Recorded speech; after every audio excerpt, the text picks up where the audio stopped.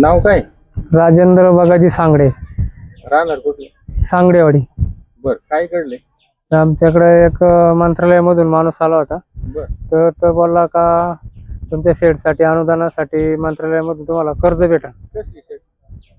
कोंबड्यांची poultry shade, पोल्ट्रीसाठी अनुदान? पोल्ट्रीसाठी अनुदान भेटेल म्हणला. बर.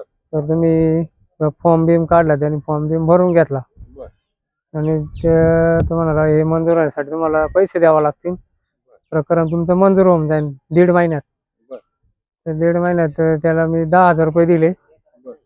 तर त्याने आता तो फोनच उचलीत नाही आमचा. आता ह्या गोष्टीला 1.5 महिना झाला. 1.5 महिना झाला. तो आता परत इकडे आलाच नाही. परत तो आलाच नाही.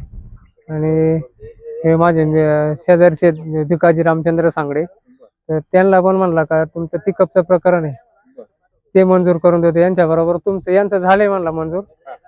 फक्त थोडा दिवसात यांचे पैसे जमा होतील आणि तुमचं काम होईल. यांच्याकडून त्याने 8,000 रुपये नेले. मग आता यांच्याकडे पिकअप आहे का नवीन घ्या म्हणला, काय कसं? नवीन त्यांना याला संगमनेरला बोलावलं कोटेशन काढायला. यांनी कोटेशन काढलं आणि त्याची वाट पाहून काटाळले. तो आलाच नाही. बरं, आता तुम्ही जे पैसे दिले ते कसे रोख दिले का कसे दिले? हा, कॅश दिले त्याला, ऑनलाईन नाही दिले? ऑनलाईन नाही दिले. बरं बरं, मग आता तुमचं म्हणणं काय, मागणी काय नाही? आमची मागणी आता पोलीस स्टेशनला आम्ही त्याचे इन्शुरन्स हे केलं त्याचे, तर पैसे भेटावं आमचे. चालते.